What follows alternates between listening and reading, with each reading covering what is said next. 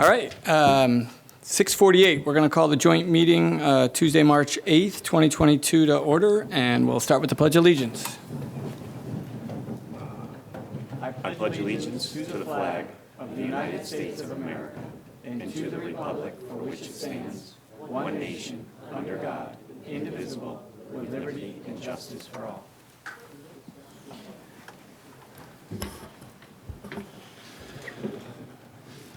All right, agenda item number 1, approval of the minutes of the regular joint meeting on February 8th, 2022. Move approval. Second. Any changes, discussion, comments? All those in favor? Aye. Anybody opposed? Motion carries. And I forget this every time. Let's do introductions first. It's just a habit. I get ready to go. We'll start with John Smith. Am I John right? Smith, Board of Finance. Sebastian Paniotto, City Council. Jolene Lusitani. Cheryl Teebill, City Council. Jeff Caggiano, Mayor. Andrew Howe, City Council. Sue Tyler, City Council. Jacqueline Olson, City Council. And we'll go in the audience over here. John Mace, Board of Finance. David Minkowski, Board of Finance. Marie O'Brien, Board of Finance. And then we're online here. Orlando, can you hear us? Board of Finance. Oh, Glenn Heiser, good. Kelfi, Board of Finance. Good. And I didn't miss anybody, did I? Nope, that's everybody. All right, I'll turn it back over to you, Therese, for number 2. Number 2 is the consent calendar, and there are 3 items. The first item is to make an additional appropriation totaling $6,102 within the Special Grants and Donations Fund funded by Code Enforcement Revenue. 2B is to make transfers totaling $106,513 within the Public Works operating budget. And 2C is to transfer $64,567 within the LoCIP fund for the Salt Dome roof project. Great, thanks. Motion to approve. Second. Any comments? Questions? All those in favor? Aye. Anybody opposed? Motion carries. Number 3. To make an additional appropriation of $272,000 and transfer $153,000 from the contingency account within the Capital Projects Schools Fund for the Chippens Hill UST replacement project. Motion to approve. Second. Any comments? Questions? All those in favor? Aye. Anybody opposed? Motion carries. Number 4. Next is the monthly revenue expense Yep. report from the controller. That was quick. Good evening, everyone. So you have the report in front of you. I think I just want to tell you our revenues, tax revenues are coming in very well. As you can see, we've exceeded last year at this point in time. We were at 97.9% at the end of February. Last year we were at 92.3%. Again, last year's a little bit of an anomaly because we had that deferral in the taxes because of the legislation, but for the most part, when I looked back, we're still exceeding where we have been at that time of the year. And then our prior tax revenue, as you can see, we're at 113% of our budget. And again, the supplemental will be bringing in some additional surplus funds there as well because that billing was far more than we had estimated when we put this budget together. As far as collections, the tax collector, there's nothing at this point to indicate that collections are not going to stay on target. As I'll mention a little bit later, our collection rate at the end of last fiscal year was 99.2%, so we're still trending in that direction. So hopefully we will be over 99, and that would be good with our trends. Building permit revenue and conveyance fees have already exceeded budget, conveyance by 52%. So we'll watch that trend as we go towards the end of the year. And this will help give us some flexibility as we work on the budget this year as well, to see what items, for those new council members, what we will do is we will look to see where there might be some savings and some capital items that we can actually purchase this year that departments have requested for next year with some of these surplus funds. So that will help us during the budget process. The one other thing I just want to point out, which I'll start adding on this report, we do collect private duty revenues. As you know, our police officers provide private duty services. Contractors pay for that, and we bill them for that. And there are some administrative fees and that are built into that. So right now, our private duty revenue is 1.377 that's collected. And the wages that have been paid out on that so far is $1,005,000. So there's a bit of a surplus generating from that program as well. Investment earnings, again, not too much to report there. I mean, I know the treasurer's office is doing the best they can to squeak every penny they can out of investment earnings at this point, but interest rates just are not where they've been over the last couple of years pre-COVID. Any questions on any of the revenues? The expenditures, there's nothing really to highlight at this point. We've not tapped contingency this month, so we still have a balance of just under $600,000. So that's it for the revenues and expenditures. Through the chair, if I may, the private duty revenue, how does Yes. that compare like year over year from what we've had? It's trending in the same, it's about where it has been in the last couple of years. Okay. I think during COVID, we did see a downturn in that revenue, Yeah. but it's actually getting back up. I know when Route 6 was, all that construction was going on Route 6 a couple of years ago, we did generate significant revenue and police overtime and wages for that too. Okay. So, but I anticipate, where are we at now, 1,000,003? Yeah. It'll probably be around 1,006,000, 1,008,000 by the time we get to the end of the year, would be my guess. Thank you. Through the chair. Go ahead. We're 15% overhead and profit. Yep. So just a couple of other items. The task force, the ARPA task force has been meeting. I think they are closing all of their subcommittee meetings. We have the city, business, and not-for-profit have all met. And I believe at the next meeting, the plan is to start allocating some of that money, and I'll defer to the mayor here, but I think that's the plan, is to start allocating that money. So I think at the next Board of Finance meeting, timing-wise, that should start the approval and the appropriation process for those projects. Happy to report the audit was filed on February 28th at 4:20 p.m. So it is done. You do have the link to it on the website. It has been put on the website. For those of you that would like a hard copy, just let me know and we can leave a hard copy in your mailbox.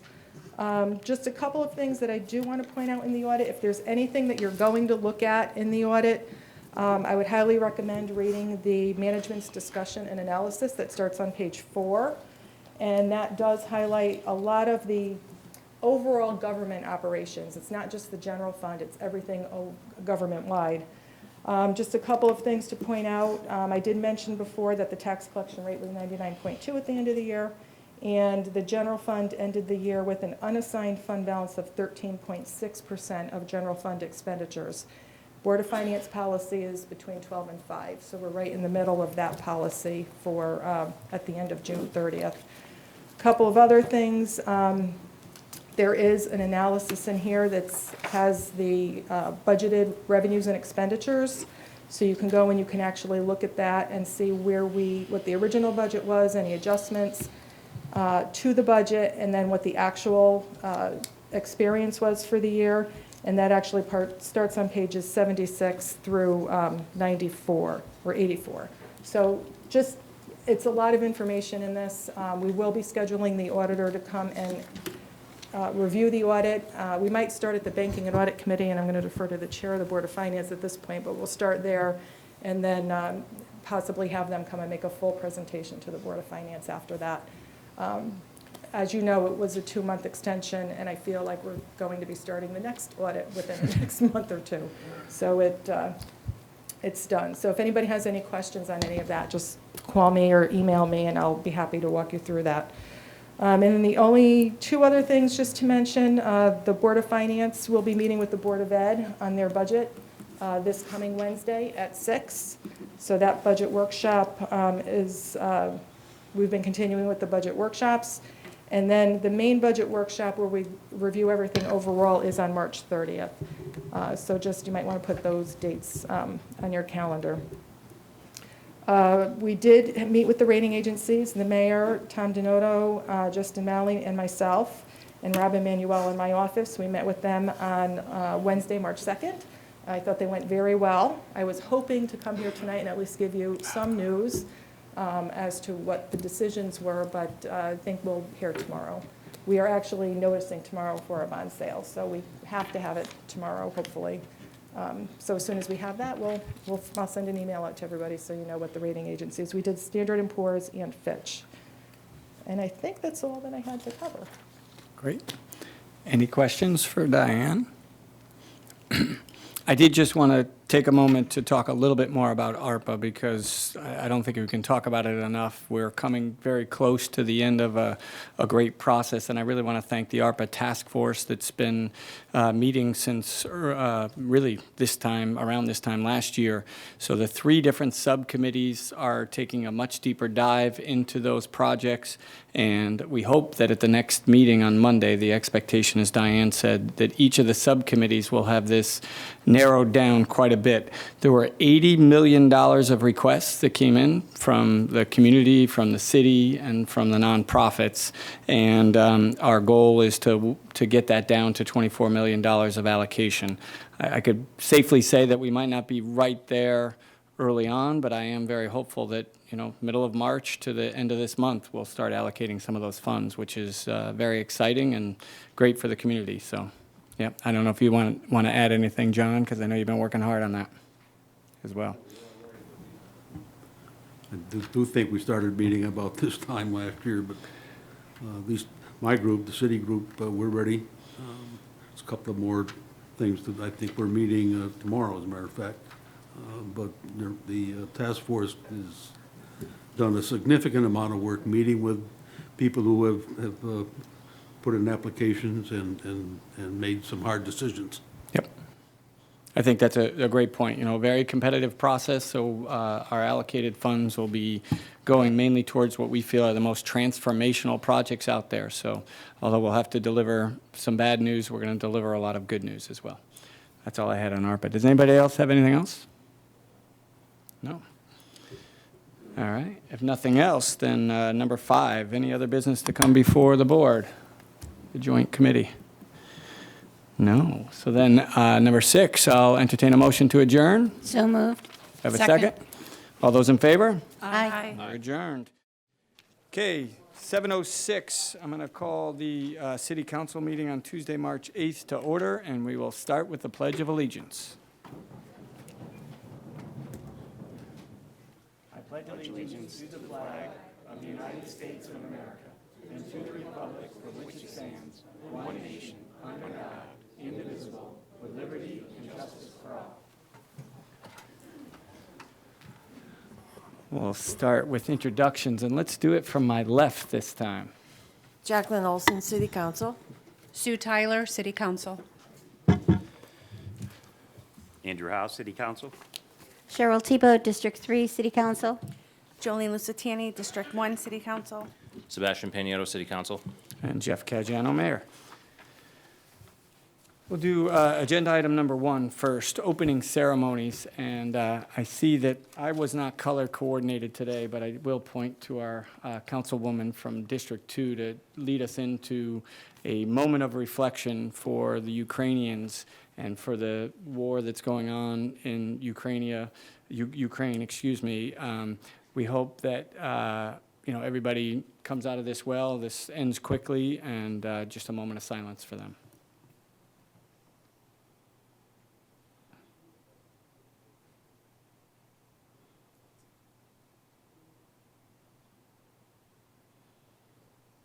Thank you.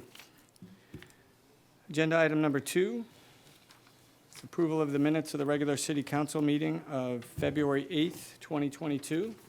Move approval. Second. Any comments, changes, amendments? All those in favor? Aye. Anybody opposed? Motion carries. Move on to number 3, which is public participation. We'll start with those that signed up first here, and if anybody online wants to speak, we'll get to them after. First on my list is Mike Petosa. As Mike is coming up, I'll ask that everybody keep this to 3 minutes. Hopefully you can get your points across there. Please state your name and address for the record. Good evening, Michael Petosa, President of the Greater Bristol Labor Federation, AFL-CIO. Our office is at 61 East Main Street in Forestville Center. Before I begin my presentation regarding the project labor agreement, Mayor, I just would like to ask you a question, discussion at the joint meeting was concerning the ARPA funds. Has the city applied for ARPA funds for their city employees who worked during the pandemic because they may be entitled to premium pay? Although that is something that the ARPA funds are intended for, we had much more of an open process, and we do not have that on our Well, I funding would wish slate. that you would look at doing something for those employees who gave their all during the pandemic. That would be most appreciated, and I'm sure they would appreciate, based on the vital services that they provided at that time. Thank you for Thank you. looking into that. I appreciate it. I'm here to speak tonight to follow up on the project labor agreement that was rescinded on December 14th, 2021, relating to the City Hall renovations. I'm proud to stand here tonight with my brothers and sisters of the building trades. As a labor leader in this city and a resident, I was quite disappointed by the action of the City Council on December 14th. Every resident who may have had an opportunity to work on the project should be upset. For some reason, the PLA has always been a hot topic in Bristol. But it's funny, bordering towns and cities swear by them, and I don't know what Bristol's problem is. October of 2021, the previous administration voted in favor of the project labor agreement, and on December 14th, 2021, your administration rescinds it. That's a pretty tough pill to swallow. Councilwoman Thiebaud stated that it was 3 to 4.5 million over. That was totally off the mark. On January 12th, we had a District 3 meeting that was hosted by Councilman Howe and Councilwoman Thiebaud at the Manross Library. I asked Councilwoman Thiebaud where she got her information on the figures regarding the PLA. She said from the architect. One of the members of the building trades asked the question, why won't you give us a chance? Well, let me tell you, the person who asked that, the member of the building trades who asked that question is here tonight, and he's been out of work. Okay, so just think about that. A Bristol resident who pays taxes has been out of work. In my opinion, here is the reason why we have problems with PLAs in this city. And I've been in the labor movement all my life. You hear the word union and you run. And you're not the only group who does that. But what you should do is some research as to what labor unions brought to our city and the vital role they played in making this city what it is today. A PLA would have ensured that a skilled workforce consisting of local residents in various trades would have been employed on this project. They are the same people who pay taxes, own homes, shop in Bristol, and support nonprofits. What you did is you slapped them right in the face, plain and simple. Some of you have dined off the union table at one time or another, and I know this for a fact. It was good for you, but it's not good for anyone else. I thank you for your time, and I hope this can be resolved. Thank you. Next up is Dave Roach. Good evening. Dave Roach, 657 Stevens Street, 42 years, recently retired sheet metal worker, past 11 years. Former job was also president of the Connecticut State Building Trades. I was, again, attended that meeting by Councilwoman Howe and Councilperson Thiebaud. I thought it was a really good meeting back in January. I thought there was going to be a continuation.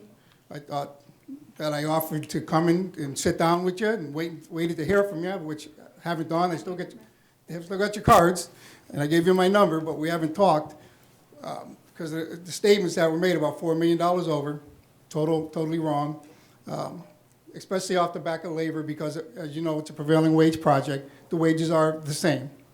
Could there be an escalation in materials and prices because of, we see what's going on in the world today? Absolutely. But it wasn't because of the PLA, which would have guaranteed 30% residents at least on that job. Now, I've done these all over the state of Connecticut. I've authored a lot of them. I've seen them all over the country. Our president of the United States just signed one for federal work. Our former president did them down in New Jersey and New York.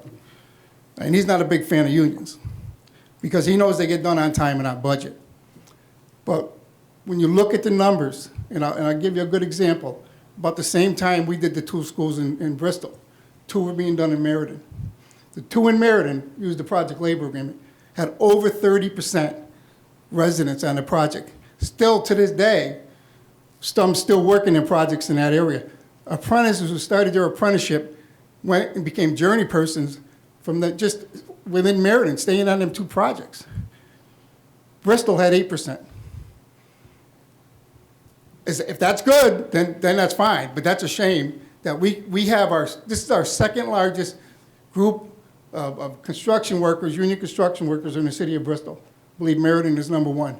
And the fact that we took this PLA away, would ever give it an opportunity to explain to the new mayor, maybe you're not familiar with him, it's beyond me that would happen.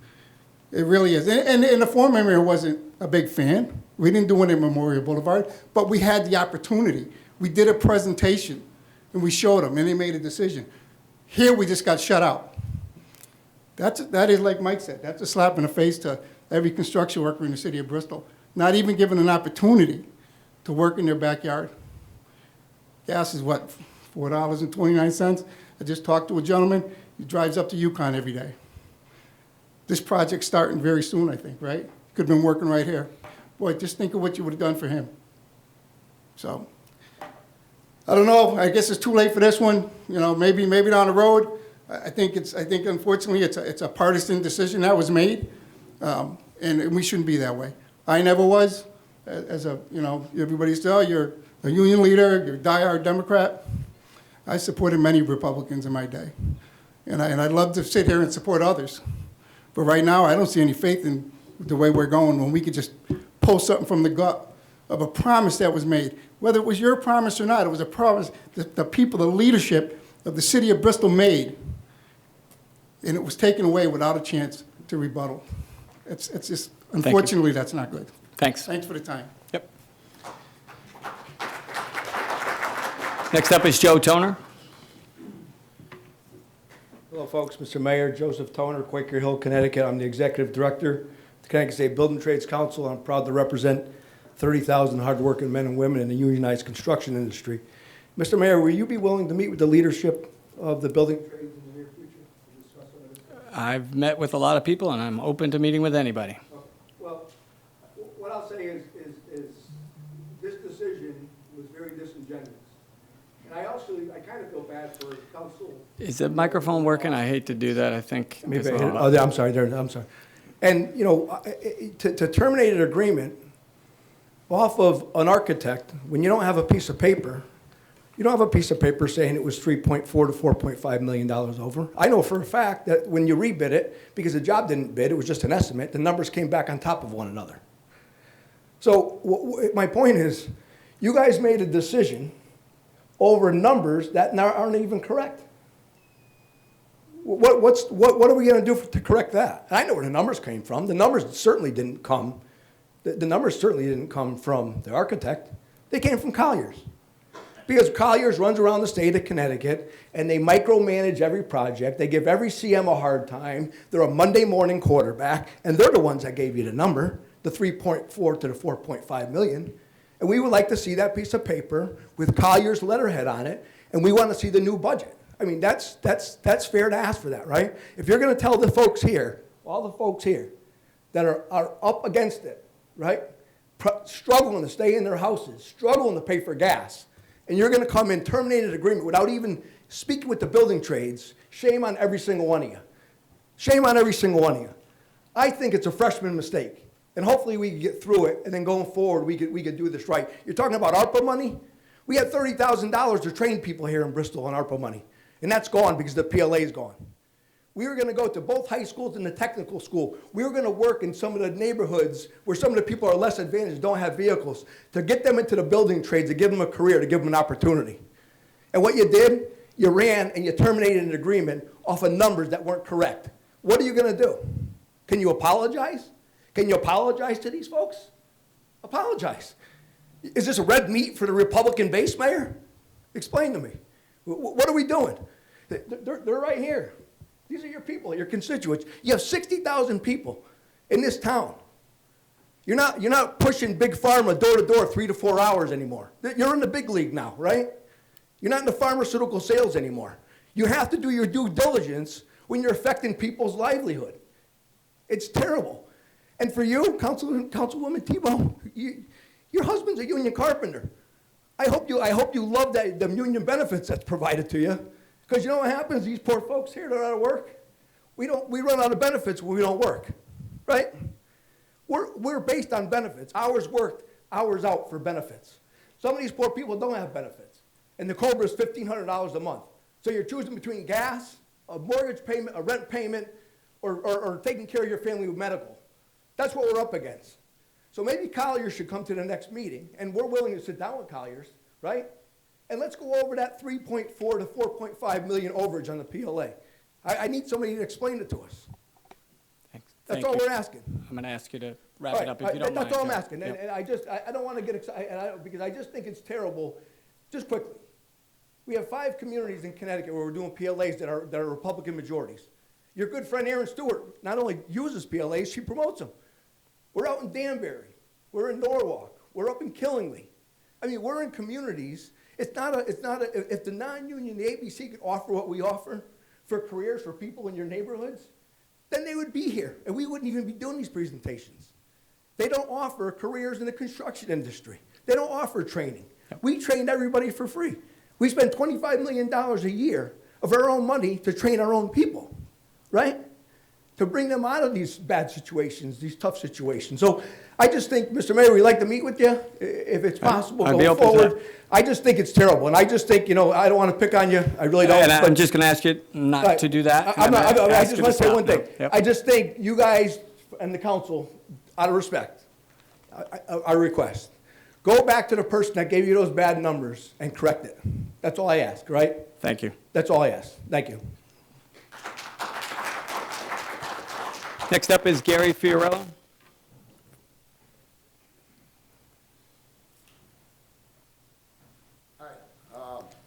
Gary Fiorello. I lived in this city for 60 years. I've been in local 33 heat and frost insulators for 40 years in the local. I was supposed to get a job here in Bristol, on this job here at the Boulevard, and guess what? I couldn't. I lost all my benefits. I'm lucky I paid the taxes on my house. I'm broke, completely broke. I have nowhere to go, nowhere to do. Lucky I'm home with my mom, taking care of her.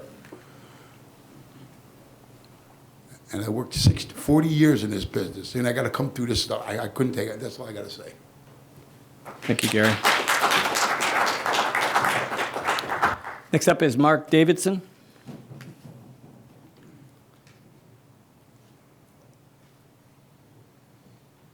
Mark, I'll help you. Gary, by the way, we had your address as 200 Lake Avenue, and Mark, you're 134 Marigold Drive in New Britain, correct? Yes, that's correct. Thank you.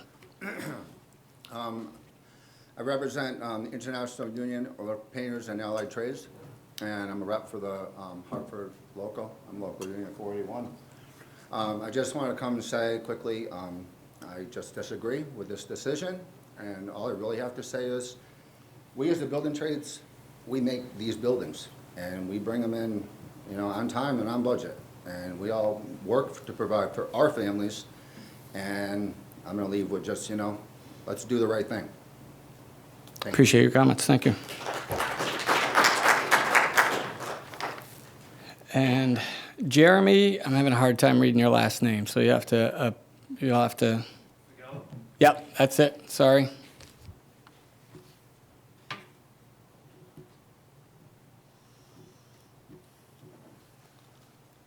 If you can just state your name and address again, that'd be great. Jeremy Fagella. I live at 186 Peck Lane in Bristol. I've lived here for about 5 years. I'm a 20-year member of Local 15 Ironworkers Union. I'm currently employed by Capasso Enterprises. This is what we do at Capasso Enterprises, and this is what I've spent 20 years doing, is building buildings, building schools. Currently, because there is no work in Connecticut, and this would be a great job, I've been working in White Plains, New York, Greenfield, Mass, and Providence, Rhode Island. I spend 4 to 5 hours a day sitting in my car driving. It's very unfortunate that I had a crew of about 20 men, and now we're down to 3 of us. and we're spread out all over New England because we just don't have any work. And we spend a lot of time traveling and a lot of gas. Like today I bought gas, and on my way home from New York, it was $5.65. It was insane. Working local would be great. I have more time to spend with my family. I do all my shopping in the city of Bristol. I go to the meat market for my meat. I go to the produce place, the local produce place, and I go to Aldi's. You know, I use all the services I can in the city. I donate to all the homeless people who seem to be hanging out all over the place. I think a lot of work coming into the city with local residents would be great. Thank you. Thank you, appreciate that. Rubalise Acosta.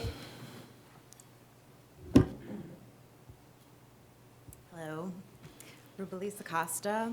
I live at 5 Lincoln Avenue here in Bristol. I am an iron worker apprentice in Local 15, Hartford, Connecticut. And I've been working basically like an hour away since I've been doing this. This kind of just fell onto my lap. I started with a women's welding program that the iron workers basically hosted, and it's made a great impact for my life. I'm awarded basically like I'm earning living wages, so I'm able to live on my own. I have no kids. I'm a single woman. I'm Puerto Rican. I'm doing the best that I can.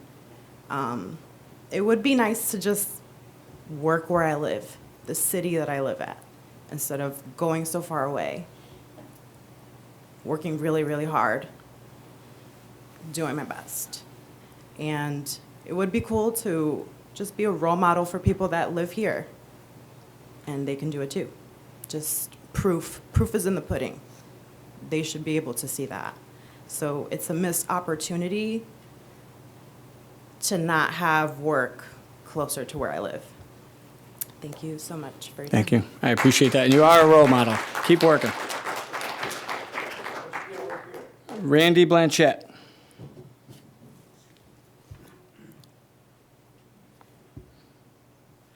Randy Blanchette, 32 Putnam Street, Bristol. Born here August 5th, 64. The gas, everything. Right now I'm working at Electric Boat in Groton. It costs a lot more this week than last week, okay? What I would like to ask the mayor is it possible that this PLA can get reversed?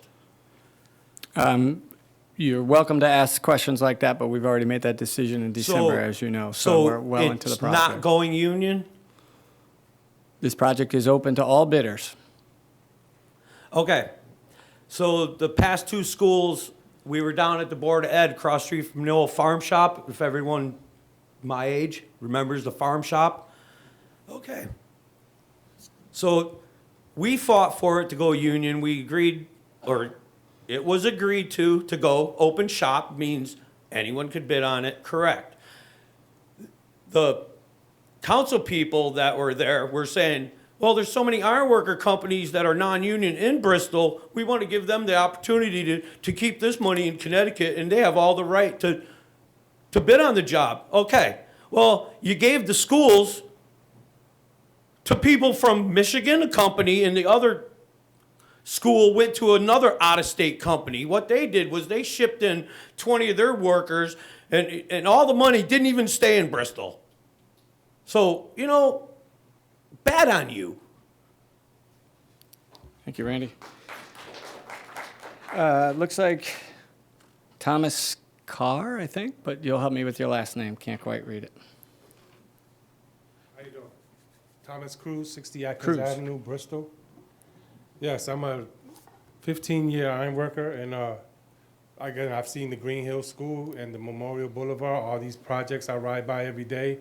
It would be nice one time to make money and spend it, and be able to spend it in the community that I live in. I've been living here almost 20 years. Not one job has gone union. Just give us a chance. Like, you don't even give us a chance to prove ourselves. That's all we ask for. You won't be disappointed. That's all I got. Thank you, Thomas. And then John Bellum. Bellamere. Oh, I know John. Sorry. The last end got cut off. How you doing, John? How are you? I'm doing well. Haven't seen you in a while. Yes, been a while. Council, Mayor, thanks for having me. So you've heard from a lot of city residents, city taxpayers, city voters, okay? I'm going to be pretty brief. I'm the president and business agent of IBW Local 90. We represent the electricians. The one thing that I do want to say is project labor agreement is a tool, all right, that this city can use that will actually help. It'll help the contractors. It'll help our city residents. Helmets to hard hats. We bring veterans in. We bring city residents, taxpayers, city taxpayers, put them to work to give them a good paying job, okay? Down the road, there's going to be more of these jobs down the road that we're going to want to do. And remember, this is a tool that can help our contractors. Downs, Tomato, okay? We know the labor shortages right now, okay? We know that. I'm sure they're struggling. But this is a tool that can help the city of Bristol. So let me ask you, you guys, what are we all here for tonight, right? We're here because we care about the city of Bristol, right? You guys are on this council because you care? People here tonight, you care, right? You care about your city, right? Don't you guys want the best possible product that you could give to your loved ones, your kids, your grandkids? But that's it. That's all I got to say. Thank you. Thank you, John. Good to see you again. Next on my list is Tom Barrow.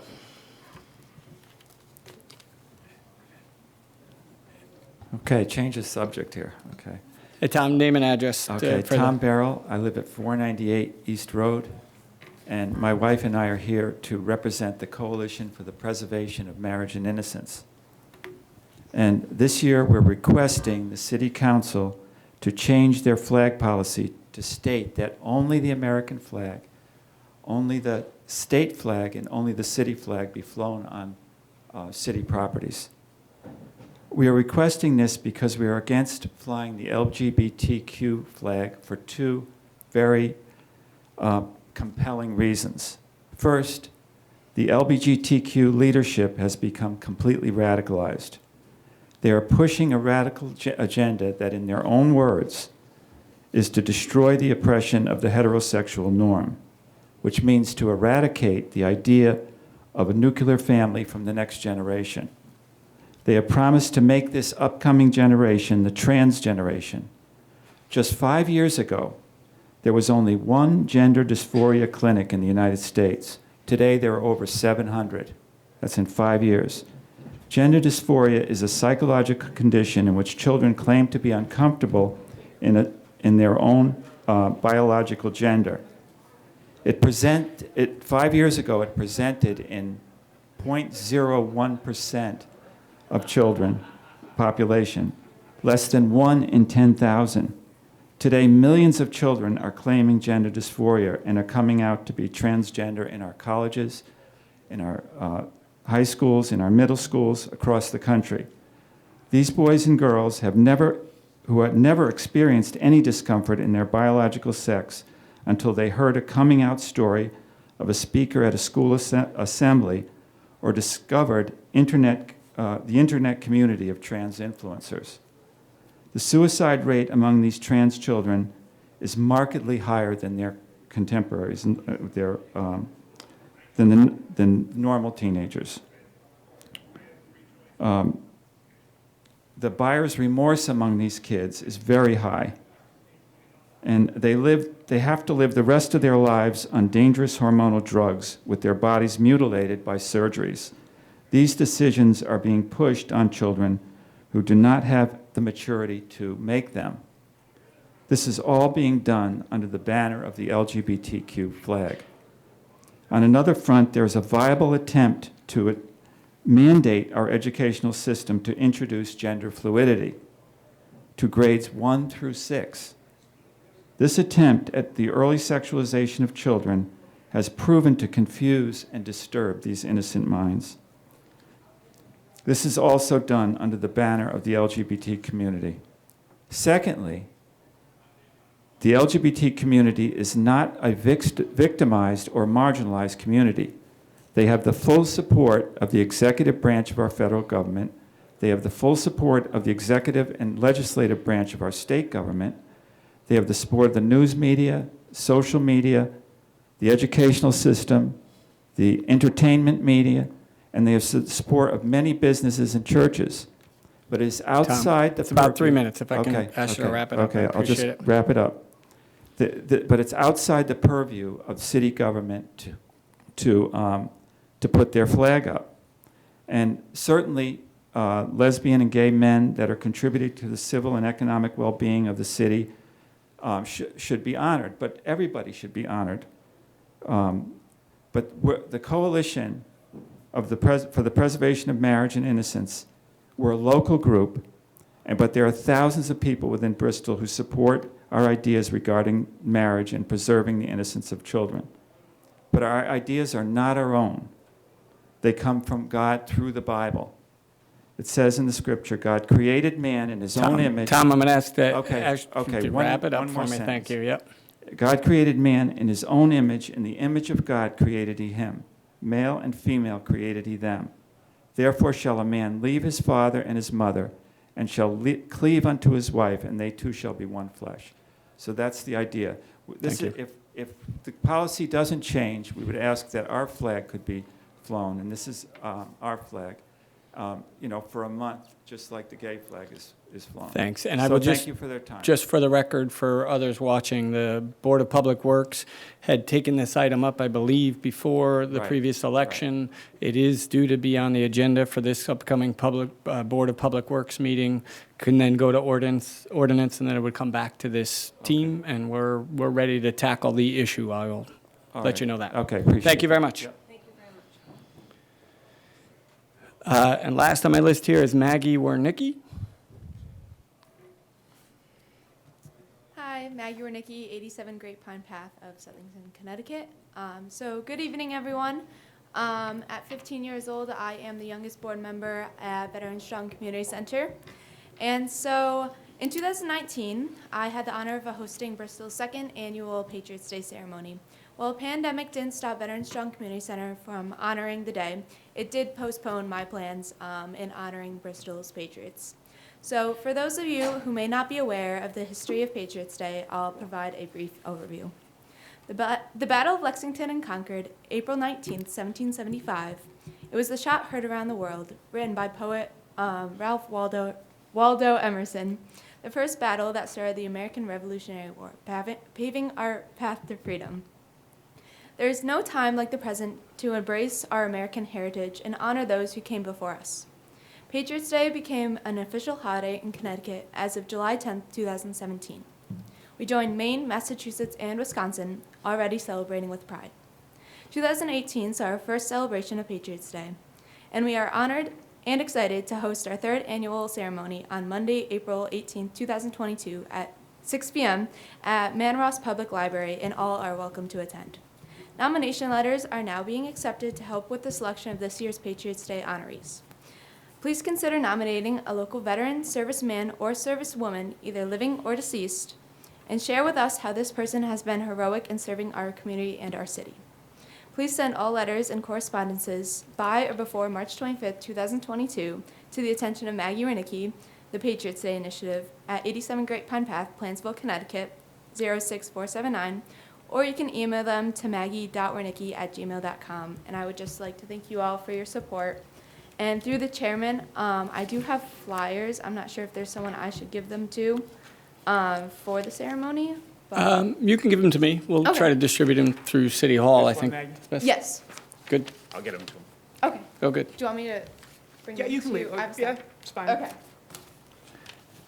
And we'll see if we can get this up on the mayor's webpage as well, too. Thank you, Maggie.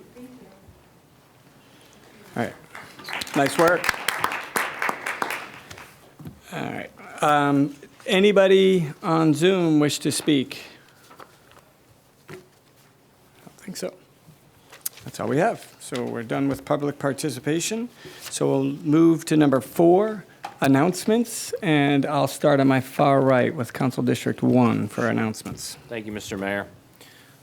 This weekend, Ascension Athletics is hosting the NCBA, that's the National Collegiate Boxing Association, Eastern National Qualifier Boxing Tournament at the Armory, that's on 61 Center Street, this Friday, the 11th at 5 p.m., Saturday, the 12th at 1 p.m., and Sunday, the 13th at 11 a.m. UConn, UHart, Trinity, Penn State, and many more colleges will take part. Tickets are $5 at the door for students and $10 for adults.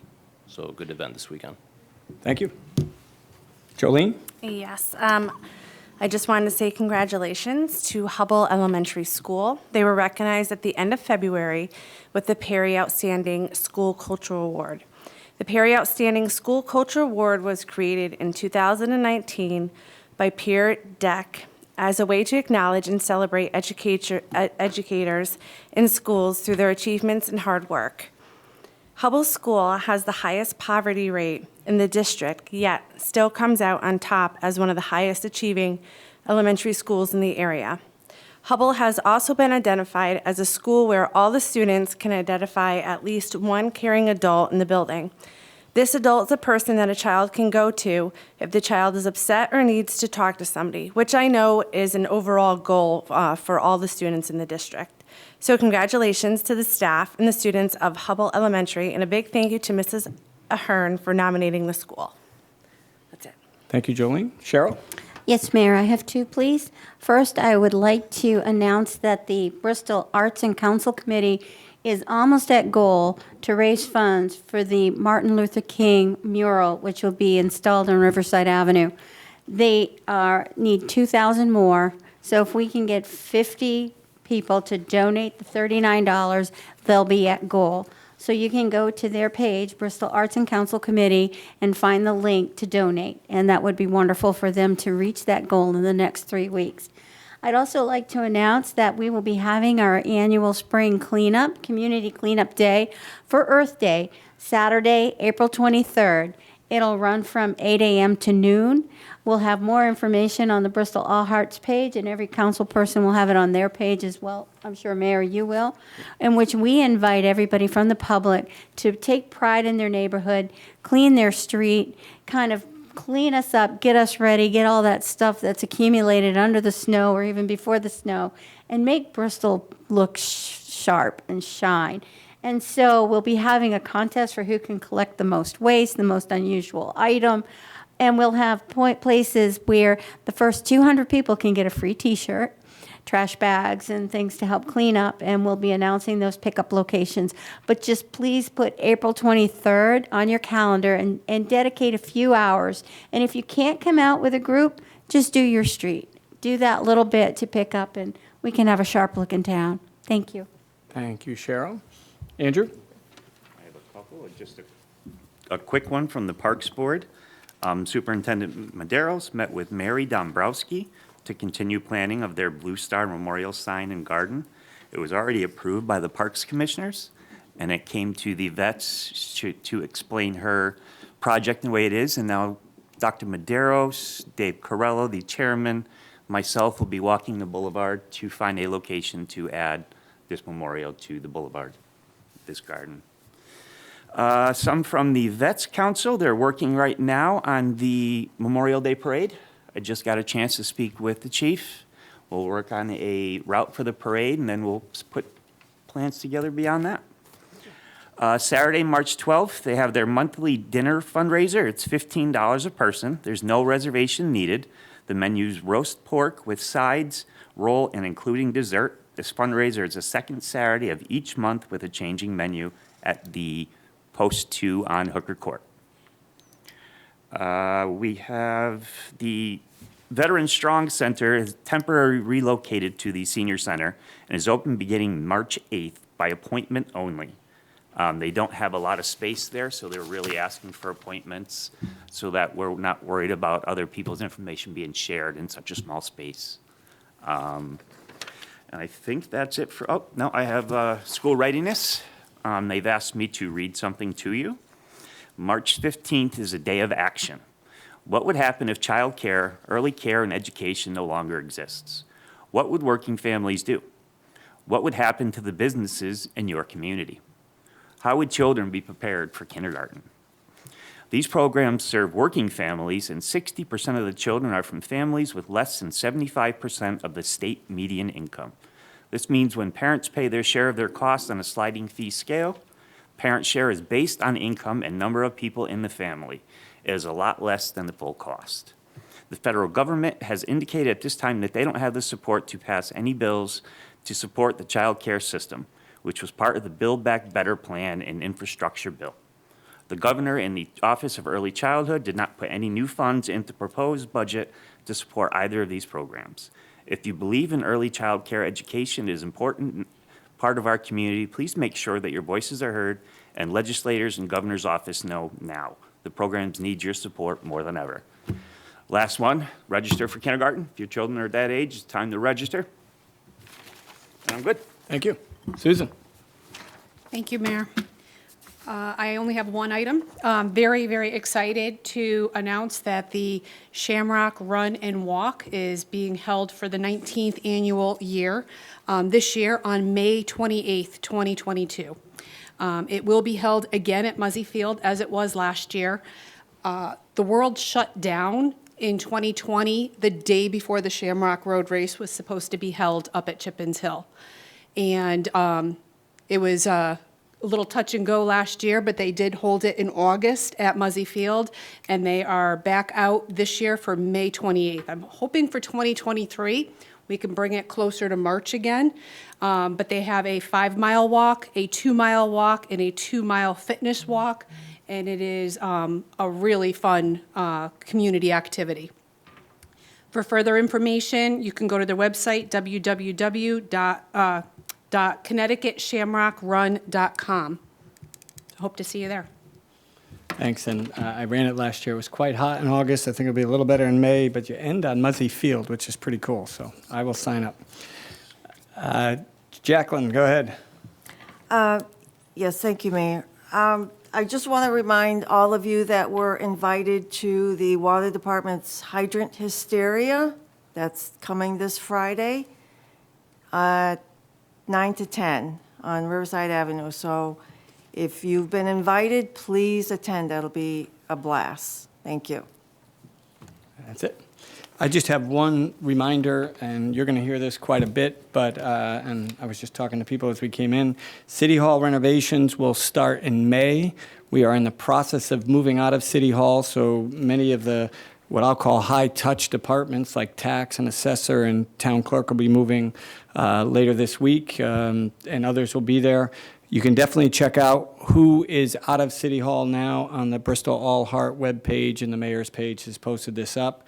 The rest of the departments will move sometime in April, and we will have all of our city meetings in the regular place through April, and then they'll start to move after that. So again, these reminders have been out there quite a bit, and I see Dean out there reminding everybody in the Bristol Press, which I greatly appreciate. But just, again, as people come in for services, please check to see where the department that you need is there, and maybe make a call first.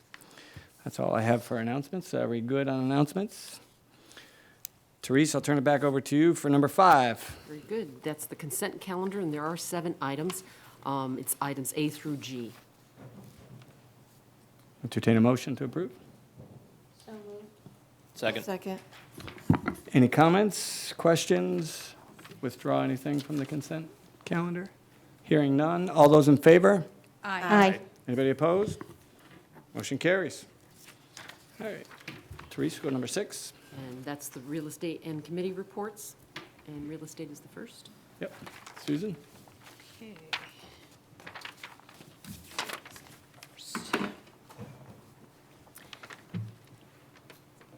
Through the mayor, I'd like to make a motion.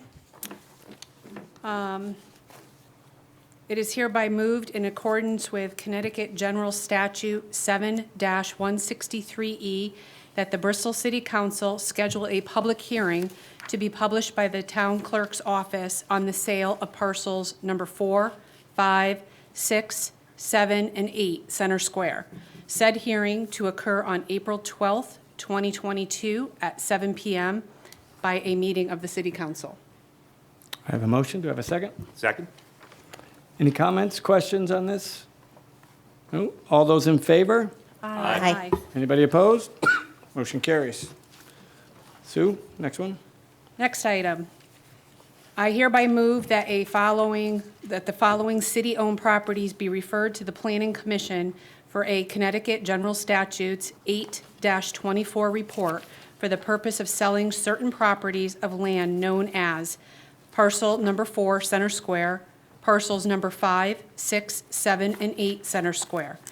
I hereby further move that the following city-owned properties be referred to the Planning Commission for a Connecticut General Statute 8-24 report for the purpose of substantially improving the following properties: corner of Meadow Street and Kelly Street, parking garage, and 111 North Main Street, City Hall renovations.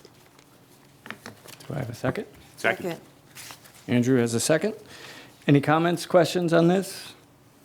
Good. All those in favor? Aye. Anybody opposed? Motion carries. All right, and do you have any others on I real do. estate? Go ahead. I do. Okay, through the chair, I'd like to, as far as the ordinance committee, I'd like to bring an item to the table for consideration. First, I would like to make a motion to waive reading in accordance with Section 21F of the Charter of the City of Bristol. I hereby move that the reading of the proposed amendments to the Code of Ordinance be introduced this date pertaining to Section 7-18 be waived. Okay, and I think before we have to do this, we probably have to bring this, a motion to bring, For the consideration? yep, for the consideration, so. So She I'll moved that. second that movement to bring it to the table. Okay, all those in favor? Aye. Aye. Anybody opposed? Okay, so we brought it forward. Now you And my can. motion to waive, I'm reading a little too fast. Yep. Do you want me to read it again? I think we're okay with, since you already read it into the record, Therese, the motion to waive. I Yep. think that's fine. Very good. Thank you. Do I have a second? Second. All those in favor? Aye. Oh, do we need discussion? Do we have any discussion? No? No discussion. All those in favor? Aye. Anybody opposed? Motion carries. All right. Okay, motion to introduce. In accordance with Section 21F of the Charter of the City of Bristol, the following amendments to the Code of Ordinance are hereby introduced. I hereby move that the time and place of Tuesday, April 5th, 2022, at 5:15 in the Bristol Main Library, 5 High Street, Bristol, Connecticut, be set for the holding of a public hearing thereon by the Ordinance Committee, and that the city clerk publish notice of said public hearing and the proposed amendments to the Code of Ordinances as required by the city charter. Do I have a second? Second. Do we have any discussion on this one?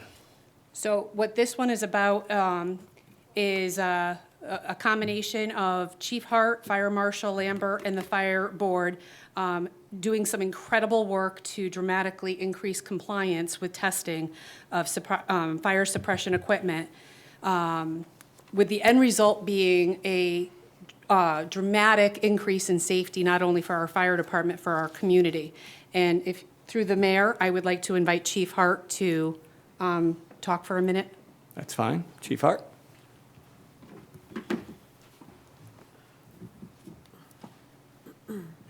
Mayor, council members, the Compliance Engine is a software platform that will dramatically increase our compliance with fire code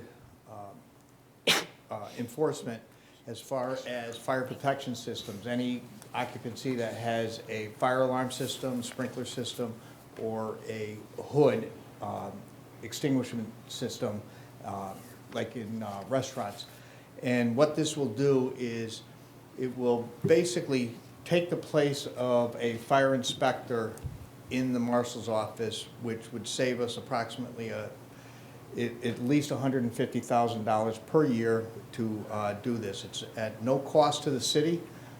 The third-party administrator would charge the inspecting company a fee, a nominal fee of $17 per inspection to conduct this, and file electronically, which will speed up the system to, because right now we have to use snail mail, in order to send out notice of violation, to do the inspection, to do notice of reinspection. The city of Hartford, New Britain, and Meriden, and Danbury use this system now with great success. This would just absolutely make us, the fire marshal's office, more efficient with only 4 members, 4 inspectors in there. It'll make it much more efficient. It'll allow us to be more agile in conducting our inspections on other high risk and high life hazard occupancies. So this will actually take the place of all that paperwork that has to be done, and it's all electronic, it's compiled, and it will also dovetail in with our new software platform that we're using for pre-incident planning and scheduling and investigations. So that's pretty much it. Great, thanks. Any questions for Chief Hart? No? I think we've kind of heard about this a couple times too, through Board of Finance and everything. Ready to vote? All those in favor, don't run away yet. All those in favor? Aye. Anybody opposed? Nope. Let's move to the next item, number C, since it has to deal directly with you. And then we'll get back to reports. Go ahead. Mr. Chairman, I'd like to make a motion to authorize the mayor or acting mayor to negotiate a potential purchase of Lot 16 Church Avenue with BD Church LLC. Second. Okay, a little discussion here. I think Chief Hart, this came from the Fire Commission. I don't know if you want to say anything on this, but I can add to it if you'd like to. So. We need a new firehouse for Station 3. Yeah. And just to add a little bit to the group here, we have an option that actually expires on March 15th with the owners to come into an agreement. That option could potentially be extended. We could come up with some agreement, and we'll have to bring those things forth back through the process. But after, I don't know how many years it's been, I lost track, it's time to at least have that conversation. So what you're doing here is authorizing me to go ahead and negotiate for that land purchase. Anything else? No, I think this would be a benefit to the Forestville community. The firehouse now is outdated. It is it's woefully undersized for the community, and moving forward, 2 to 3 years down the road, we're looking to increase the size to hopefully purchase a second ladder truck to service the city based upon the recommendations of the 2014 Manitou Community Risk Assessment of the city. It also, we are also in the process of going through our ISO rating. At the end of the month, they are coming in to rate the city, and we're hoping that this will spur the community to support this endeavor to increase our ISO rating from a 3 to a 2. Great. Thank you. Any other comments? Go ahead. I was just going to say, speaking on behalf of the Forestville community, we have a lot of industrial buildings of great height over in that area with the Southeast Business Park and the industrial park. And so to have another, vehicle that can access those heights brings added safety to that side of the town. Thank you, Councilwoman. Any other discussion? I just want to say this is long overdue. You drive by it, and it looks like a 2-car garage. So I can only imagine what the officers inside, they've got to be right on top of each other when we're on shift. So God willing, we can push this, excuse me, that we can push this through and get everybody where they need to be. Great. And just for clarification, this is just for the purchase of the lot at this point, and there will be further discussion about the other items. All those in favor? Aye. Anybody opposed? Motion carries. I think that's all we have for you right now. All right, let's get back to committee reports. Do you have another? Finish up. Yep. Just as far as the police board goes, a couple of things have been accomplished this recently. Chief Gould and Lieutenant Osborne did participate in Read Across America, as did our mayor. We had 3 officers and a sergeant. I don't know why they would do this, but participate in the glacial plunge in Middletown in really freezing water to help raise money for the Special Olympics. And really happy to let everyone know, if you didn't see it on Facebook, the District 2 goats have returned home. They got out twice, right? Yes. Saw that. That's all you have for That's reports? We'll go to your left then. Jackie, any committee No, reports? I don't have any reports, thank you. Great. Andrew? No, I'm good. Just that fire board. Cheryl? Quiet now. Jolene? Yes. Board of Ed, I'm sure, right? Yes. So the Board of Education has unanimously voted to add feminine hygiene products, starting with sanitary napkins in middle school and high school bathrooms. There are still some details that need to be worked out in this matter, but this will be a very positive thing for our girls in the school system. Researchers say that the average age for girls starting their menstrual cycle is at 12, which is middle school. These young ladies already have so much on their plate at that age. Not worrying about having these products on hand will be very beneficial to them. So that is a very positive update. Regarding MBAMs, we are now in our third lottery, and there are only 30 seats left. New news on the MBAMs theater. According to the theater coordinator, we will be able to start booking events by November and December. Very exciting news, because I'm sure the council will be looking forward to seeing those events fill up. Northeast Middle School. QA&M started Phase 1, visioning efforts on 2/23 and 3/2. These meetings were to discuss overall goals such as instructional and space planning. Beginning efforts of programming, capturing everything wanted in the school, and beginning to separate the space. Also, education specifications will also be created through this process. Lastly, we have Youth Commission. At our meeting on February 9th, the committee had a Narcan training. We were all taught about the signs of an overdose, steps to take following, and administrating Narcan properly. Janelle Howard is our Drug-Free Communities Project Coordinator who taught the training session to the committee. And we also have Michaela Cervantes, who is our Youth Commissioner, who has offered a training session for high school students, which I think this is great. Her first session was on 2/15, and she had 17 students participate. She's looking to set up 2 more sessions before school is over. I think this is a great program. Unfortunately, drugs are still present and a problem with today's youth, so having a program like this that can potentially save a life is extremely beneficial. And that's it for me. Thank you, Jolene. Question? You may ask her a question. To pronounce that again, MBAMs, that's what they're calling it? Bristol BAMS. BAMs. I think we're putting the M in front of it now, though. Okay. The Memorial Boulevard Arts Magnet School, MBAMS. MBAMs, That's thank you. less of a mouthful than what they called it before. Much I less like of a that. mouthful, so thank you. I just Bristol Ames. wanted to confirm. Thank you. Thanks. Sebastian, you're up. Doesn't roll off the tongue, though. Yes, just very briefly, Mayor. The last meeting of the Bristol Diversity Council was February 22nd. Sebastian, is your microphone on? Yes. Okay, sorry. Just I can't hear you that well. I want to make Yes, sure. the last meeting of the Bristol Diversity Council was February 22nd. A subcommittee's been formed, and they've done a good job so far of brainstorming and organizing a cultural festival / food truck festival to take place sometime next year. As this year, we're going to have mass upheaval down here. And the goal is to have it downtown in an area where we have open space, where food trucks and people can gather. So that would be a good time next June around that time. We haven't really nailed down a time yet to showcase all the work that's been done down here and to drive people into town from outside of town and within the town. So that's something that's being worked on for next year. Great, thank you. All right, so we will go to number 7, unfinished business. Any unfinished business?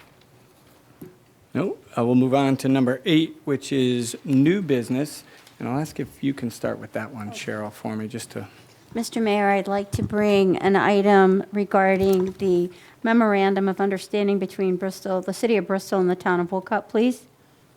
So moved. Do we have a second? Second. Okay. All right, little discussion. I'll start on this one. So we've had a couple of our adjoining towns ask us for relief and help in doing building inspections. the town of Wolcott recently reached out to me to ask if they could use our services. We've had agreements like this with both Plainville and Plymouth recently, which I think we approved back in December. Maybe that was even November, probably December. And this one is a little bit short-dated because we would like to make sure that this contract is put in place through the rest of this fiscal year. Wolcott is hoping to hire their own code enforcement building inspector in the next month or so, but they're falling behind. So something that we've done before. I don't traditionally like to bring things up under new business like this, but it is kind of a quick turnaround.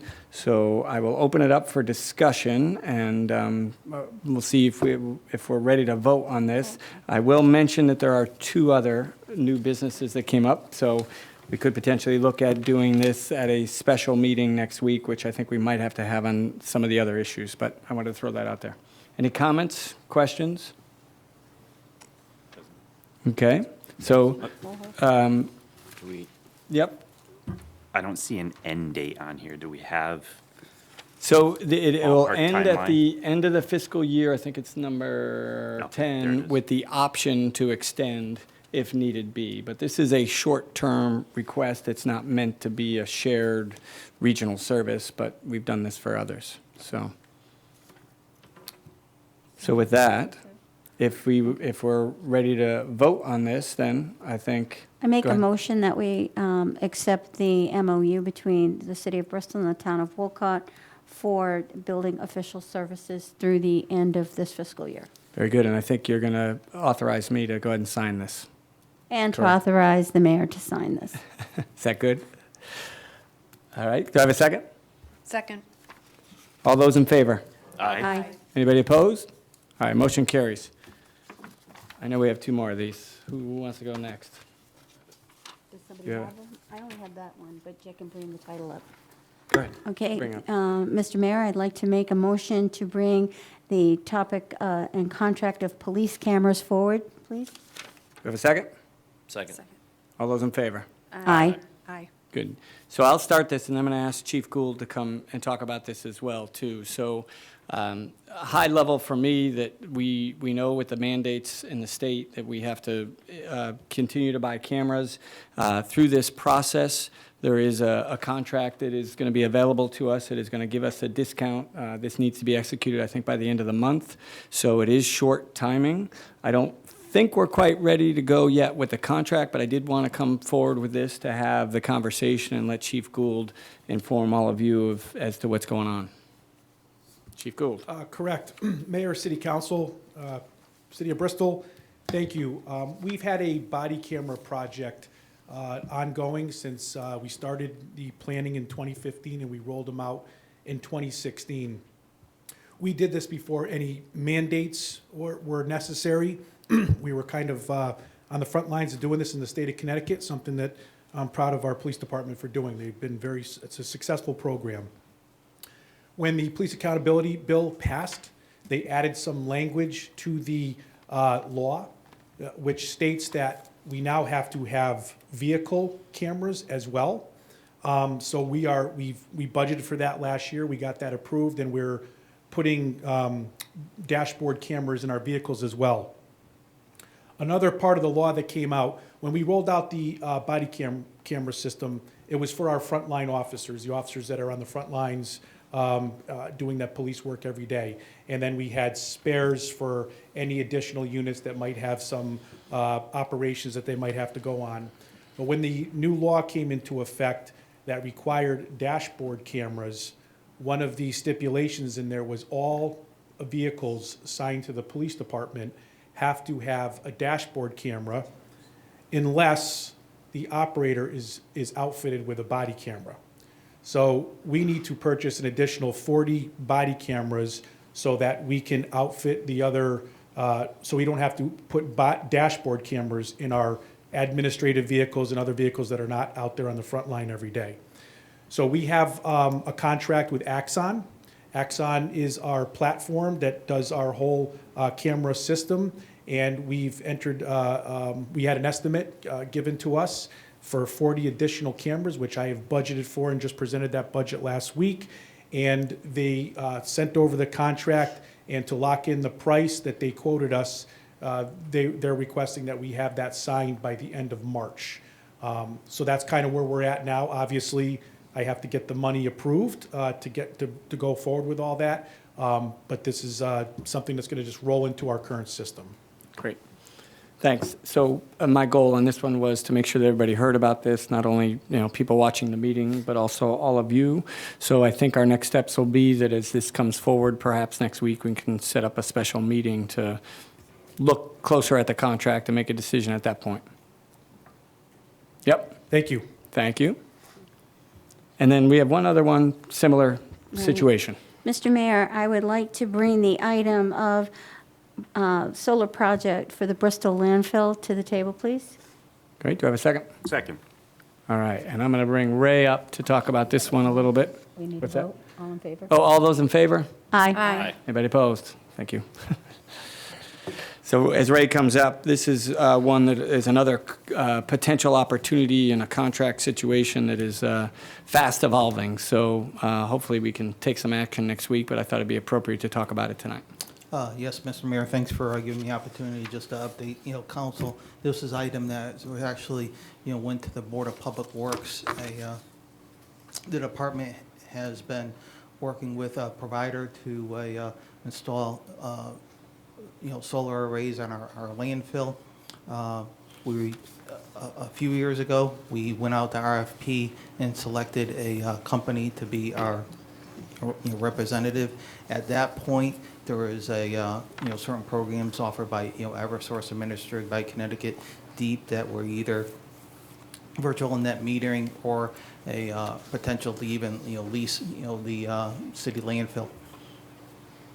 We were moving forward in the queue to under a virtual net metering program, but the program has changed. So the program that we were originally applied for no longer exists. It's been modified. We were notified a couple of weeks ago. I did go to the Board of Public Works. At that point, a Board of Public Works supported of it. But since that time, our provider has notified us at the need. And once again, this is kind of like a preliminary application, the need for the city to enter into an option to lease the property, at which time we're currently working with the provider, trying to work out contract language between Public Works and the Corporation Council, and certainly with the mayor's assistance. Quite frankly, we're still waiting for some information, even from our own provider. There was a block of work, required from both Public Works and, ultimately from Corp Council. So we're trying to get all the pieces together. And the cutoff, is in a couple of weeks, so there's not an opportunity for another, council meeting. So I do appreciate the mayor bringing this to the full council's attention. We are working diligently to try to move it along and potentially meet if there is a special, council meeting. But there still are pieces to fit together. Good. Do you know an exact deadline? Is it like March? I believe it's around the 15th. 15th, okay. So we'll take that of March, so yeah. That's next Monday. Yeah, so I next, think it's 15th or the 18th. next week, we might have to do this, so that's why I'm bringing this up to discuss. Comments? That's awfully quick to even post and notice and do. Yep. So We would are your aware. vendor agree to an extension of that time? It's not an issue with the vendor. It's really a state, cutoff. Quite frankly, if we can't meet, the deadline, we would, continue to work with the provider and get in the queue, for next year. There's advantages and disadvantages of virtual net metering and, leasing. From my position as Director of Public Works, I always supported the option that gave the city as a whole the best, and most, savings. So with virtual net metering, at one point, that was potentially a reduced rates, for one of the schools. From my desk as Director of Public Works, I always liked the idea of a lease that gives us a, cost basis that actually goes into our transfer station, which is a special revenue fund, which would actually be able to offset some of the costs, for for the landfill itself, for the transfer station. Mhm. I don't Appreciate believe that. we're asking for any action, tonight. No. We just wanted to bring it to your attention. So Just in if you don't execute by the 15th, it's another year. And I apologize. I know it's mid-March. I don't know if it's actually the 15th. Okay, okay. But it would be a year delay to get back into the program if we don't meet this deadline, which is why I thought it was appropriate to at least discuss, give everybody a heads up, and if it comes together, we'll see if we can pull something. Questions here? No, go ahead. Do you have? Teresa, is there a possibility of us doing that with this? Is there a time frame with a special meeting? You can have a special meeting. If we have to post it, there is a 24-hour notice. 24 hours. Yeah. Yep. Yeah. So we can make it if we needed to. So, keep us apprised. Thank you, Ray. Appreciate it. Good. And that's all I think for new business. Yep. And I appreciate your indulgence there. I just wanted to make sure that everybody was aware. We had the unusual month with, 3 things coming quickly. So one we can take care of, the other 2 we can't. Number 9 is resignations. And Teresa, I don't think we have any, right? We have I know none, Your Honor. We were waiting on one potential.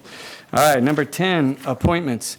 For those waiting, this will not take a half an hour this time, which we're getting much better with appointments. So first on my list is the Commission on Aging.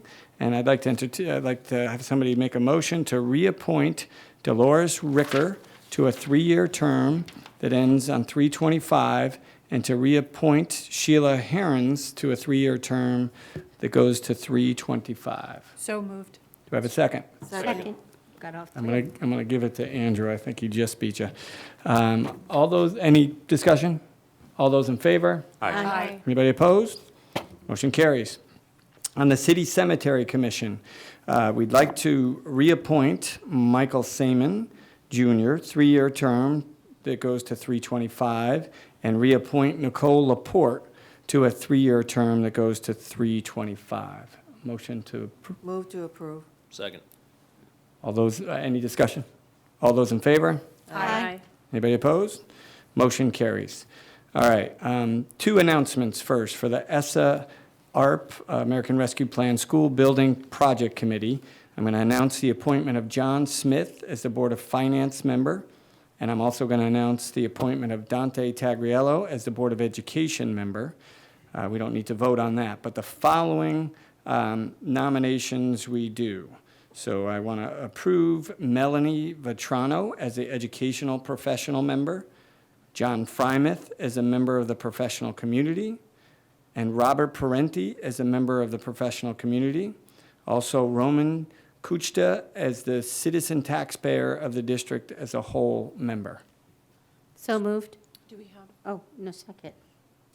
do What? the chair? So moved.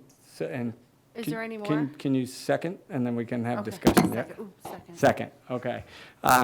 There are no more at this point that I have here. Okay. Question? Why do you ask, by the way? Oh, You there was, expect- there was somebody that was appointed to go on the committee. I just don't see her name on that list. Okay, let's follow up with that after. Teresa, you didn't have anybody else, did you? That's all that Tara had sent me. She Okay. sent me the Okay. 2. So if you can follow up with that, that'd be good, just to make sure that we have everybody. So we had the first and the second. Any other discussion, comments?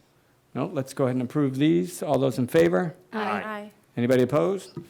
Motion carries. And that's all I have tonight. So that was much quicker than previous meetings. So we are on to number 11. Resolution regarding application for the School Readiness Grant Program Quality Enhancement Grant from the Office of Early Childhood from July 1st, 2022 to June 30th, 2023. And there is a resolution to read, Your Honor. Mr. Chairman, I'd like to make the motion to be it hereby, the resolution to be it hereby resolved by the City of Council of City of Bristol, Connecticut, that the mayor, Jeff Caggiano, or acting mayor, is hereby authorized to execute and all documents relating to the application funding grant for the School Readiness Grant Program Quality Enhancement Grant from the Office of the Early Childhood for the period of July 1st, 2022 through July 30th, 2023, first year of grant, including but not limited to any amendments to said application and any fiscal funding grant documents and any and all agreements and any amendments thereto with local service providers to implement the grant. Do I have a second? Second. All right, and this is a resolution. Do a roll call vote. We'll start on my right. Yes. Yes. Yes. Yes. Yes. Yes. And chair votes yes. Motion carries. Number 12. Resolution regarding local bridge program supplemental application to the Connecticut Department of Transportation for the Memorial Boulevard Bridge over the Quabbic River, number 04105. Be it resolved that Jeffrey Caggiano, Mayor of the City of Bristol, is authorized to sign the local bridge program supplemental application and any associated agreements between the state of Connecticut and the Town City Borough of Bristol for Memorial Boulevard Bridge over the Quabbic Bridge number 04105. Do I have a second? Second. Any discussion? Nope. We'll start from my left this time. Jackie? Yes. Yes. Yes. Yes. Yes. Yes. And chair votes yes. Motion carries. All right. Number 13. To refer the council redistricting maps to the Ordinance Committee for review and creation of amendments to the ordinances. Do you have a motion? We can find one. There's actually, yeah, that would be the motion. Oh, that to is- Yes, is to refer it So, to yeah. the Ordinance Committee. So It's it will accepted. come back to council once the Ordinance Right. Committee writes whatever needs to go into the ordinance. So moved. Second. Great. And for discussion, we're going to bring up Sharon to talk about this one. Mayor, council, thank you. I'm here to represent Kevin and I. Kevin is out with shoulder surgery this week. So after adding up all the census blocks from the new redistricting map that we were sent from the State Redistricting Committee, Council District 1, population is 19,934, and it includes Edgewood, Northeast, and Mountain View. Council District 2 is 19,909.